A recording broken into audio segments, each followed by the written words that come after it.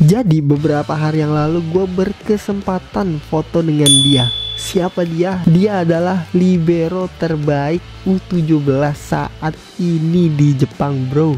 Anak Indonesia, wih, yang masih pada scroll TikTok tapi pada pengen volleynya jago, berharap pengen jadi libero terbaik dunia, bro. Lu harus ngalahin bocah satu ini dulu, bro. Dari jam latihan ya, dari jam latihan lu harus ngalahin dulu. Ini belum ngomongin motivasi, mental, federasinya yang mendukung, ditambah lagi itu ya kan. Halo sobat volley. Salam satu hobi. Wajah. Subscribe ya ini channelnya.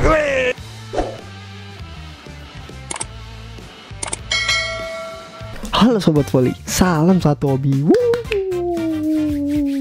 Udah malam yang berisik. Jadi beberapa hari yang lalu gue berkesempatan foto dengan dia. Siapa dia? Dia adalah libero terbaik U17 saat ini di Jepang, bro. Namanya Watanabe Kota. Nah, setelah ini kita lihat dulu, kita saksikan dulu beberapa video cuplikan ketika dia lagi main di pertandingan resmi ya, bro. Dan setelah kita lihat video beberapa cuplikannya, di video ini gua akan bahas keseharian dia, gimana caranya bisa dapet penghargaan best libero di pertandingan resmi terakhir. Oke, let's go. Jadi di video pertama ini Kota ini nih yang pakai baju merah putih ya. Dia libero, beda sendiri.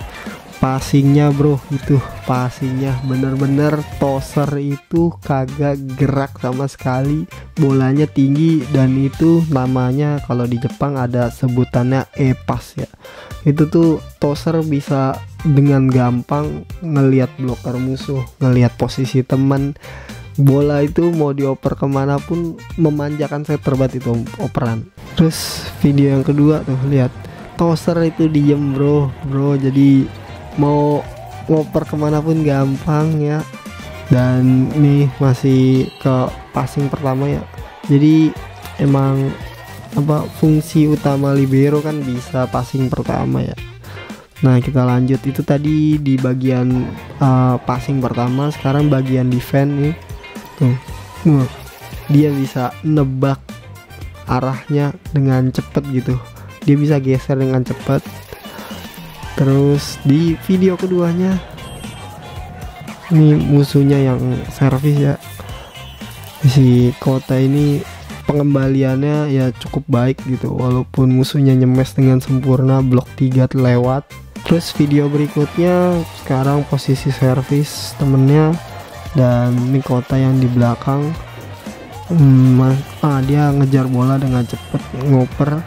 Sebenarnya operannya kurang maksimal gitu karena nggak nyampe di tepat posisi enak ya yang nyemes.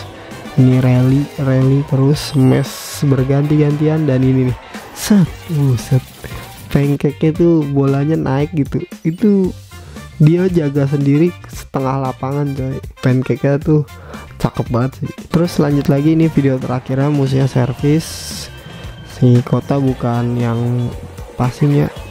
Nah tuh defense-nya tuh bener-bener cakep bro, kayak beneran pemain pro gitu. Levelnya tuh udah apa ya, mungkin kalau dia bisa berkembang terus ya, ini bakal masuk ke pro sih, yakin banget gue. Nah dari video yang sebelumnya gue bilang Kota ini adalah pemain libero terbaik saat ini di kalangan SMA di Jepang, bro. Sedikit ngebahas turnamen yang ada di Jepang.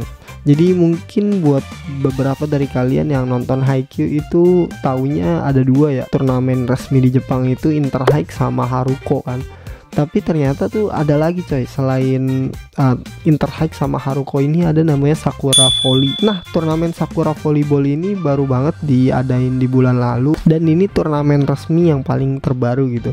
Dan di turnamen resmi ini walaupun si Kota ini kalah di semifinal ya, itu dia pas lagi bagian penghargaan, dia tuh dapet penghargaan best libero itu antar SMA se-Jepang ya bro. Jadi levelnya tuh udah nasional gitu ini anak. Nah mungkin dari kalian ada yang nanya, kok bisa lu dapet foto sama dia gitu. Nah buat kalian yang udah nontonin channel gue, ngikutin dari lama, gue tuh pernah ngedukung dia sekali gitu di video yang ini nih. Itu gue ngedukung si Kota ini main coy. Dan kadang-kadang kalau misalkan si Kota ini lagi off latihan di sekolahnya ya, jadi lagi libur latihan di sekolahnya, dia itu datang ke tempat biasa gue latihan. Jadi pas mumpung ketemu kan, gue langsung minta foto bro. Ya dari situlah gue minta fotonya. Nah inti videonya itu bukan gimana caranya gue dapet foto ya. Inti video ini adalah gimana caranya kok bisa si Kota ini dalam 2 tahun, dia ini kan baru naik kelas 3 ya, jadi gue kenal dia tuh pas dia baru masuk SMA gitu.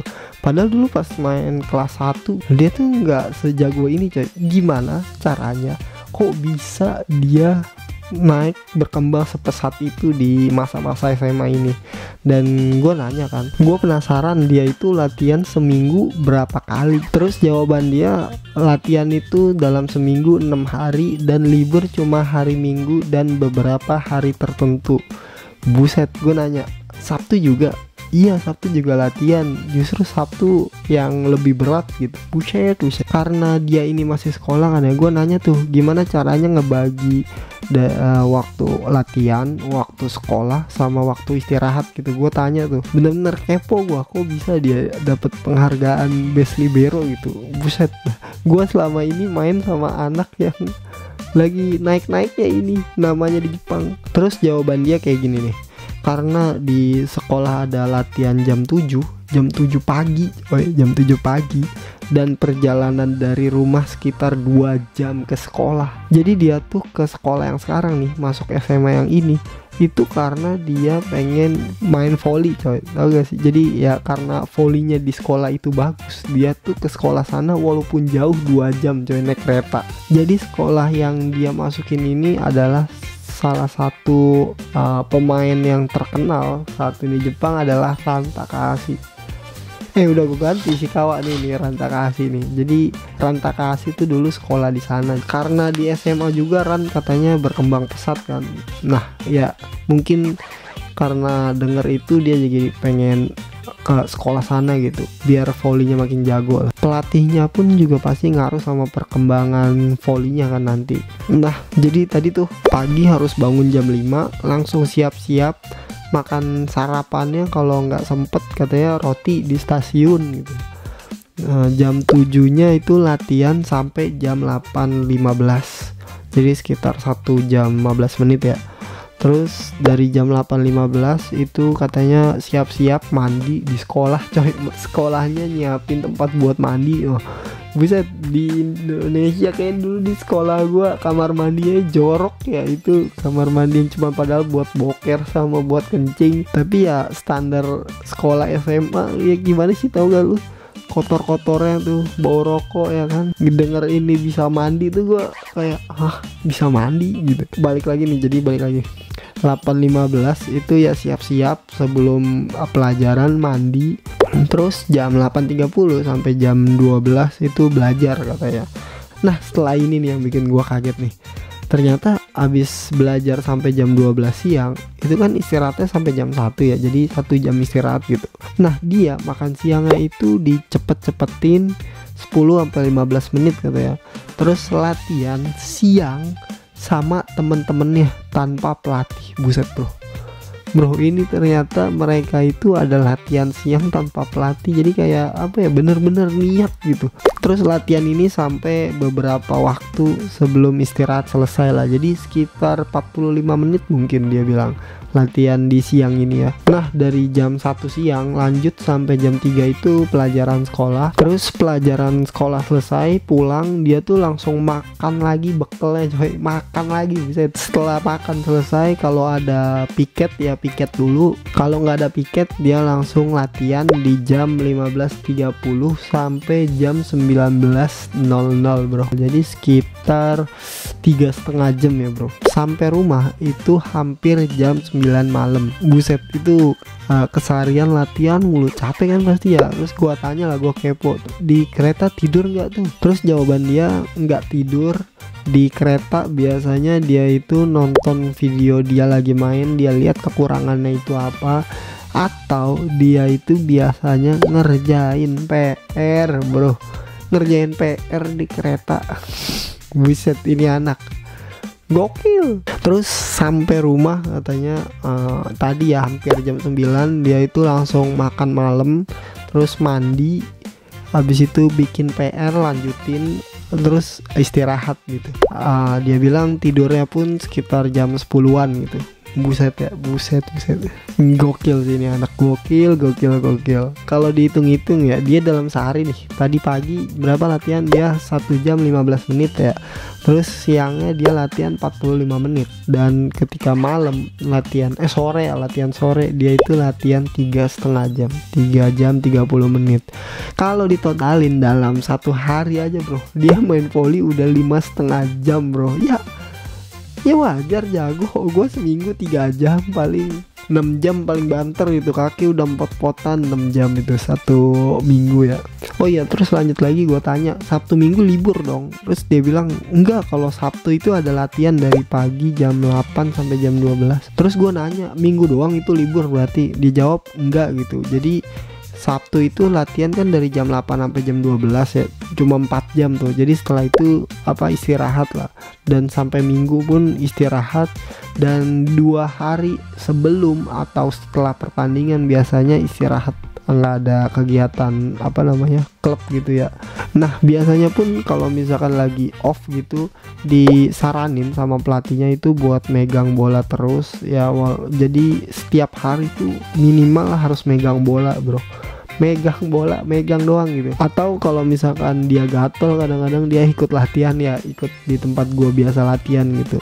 Jadi kan gua kepo ya, kalau seminggu berarti berapa ya dia latihan ya, berapa jam gitu ya.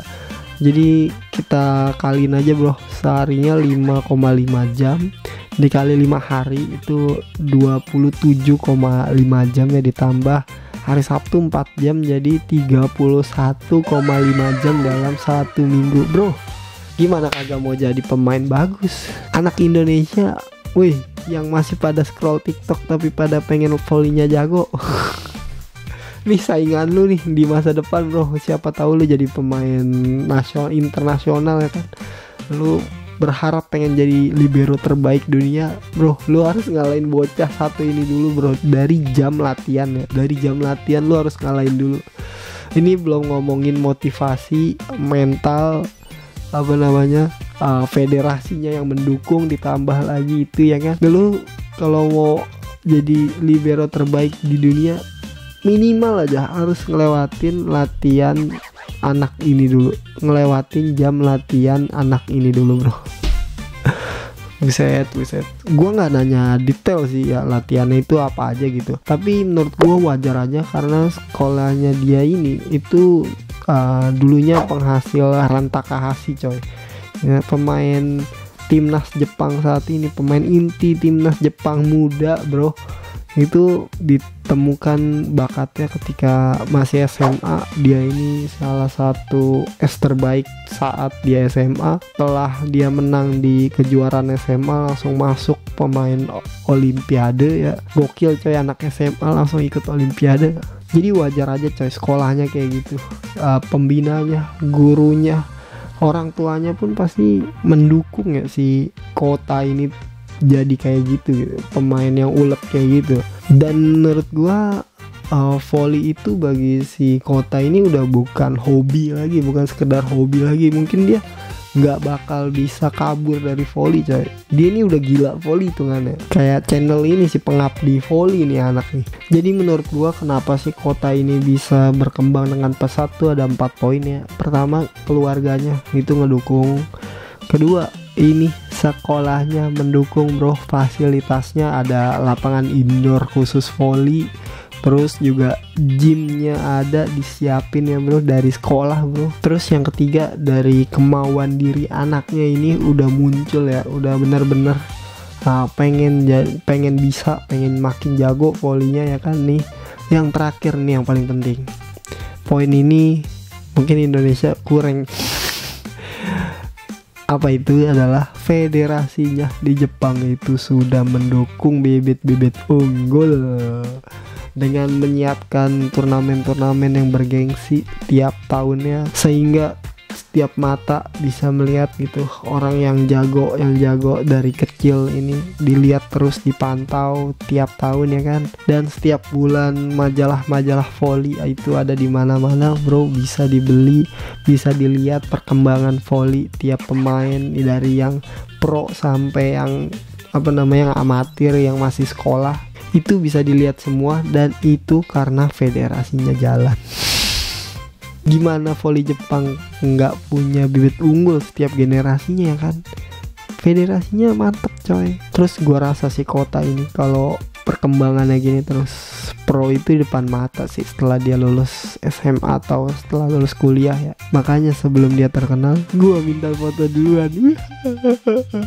Nah, dengar cerita si Kota ini sebenarnya gue sedikit prihatin lah ya sama negara kita gitu. Seandainya gitu di Indonesia tiap anak yang punya hobi itu selalu didukung gitu kayak anak-anak di Jepang ini, sehingga mereka bisa menemukan bakatnya lewat latihan yang terus menerus gitu ya. Yang gua rasa saat ini ya buat federasi kita nih, itu kok bisa sih negara kita ya itu angka kelahiran tiap tahun selalu tinggi daripada Jepang. Masalah gen pun kita loncatnya lebih tinggi bro. Kalau gen ya nggak kalah bro dari Jepang. Tapi kenapa kita nggak pernah dapat bibit-bibit unggul kayak Jepang?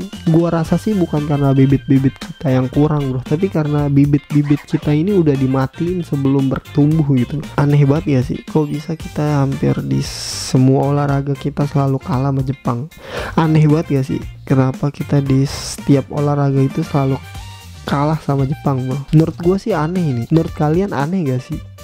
Kalau misalkan aneh, anehnya di mana gitu? Coba kalian tulis di kolom komentar ya bro. Jadi segitu aja di video kali ini. Terima kasih buat teman-teman yang udah nonton. Salam voli, salam satu hobi. Bye bye. Salam satu hobi. Wajah. Bye bye. Subscribe ya ini channelnya.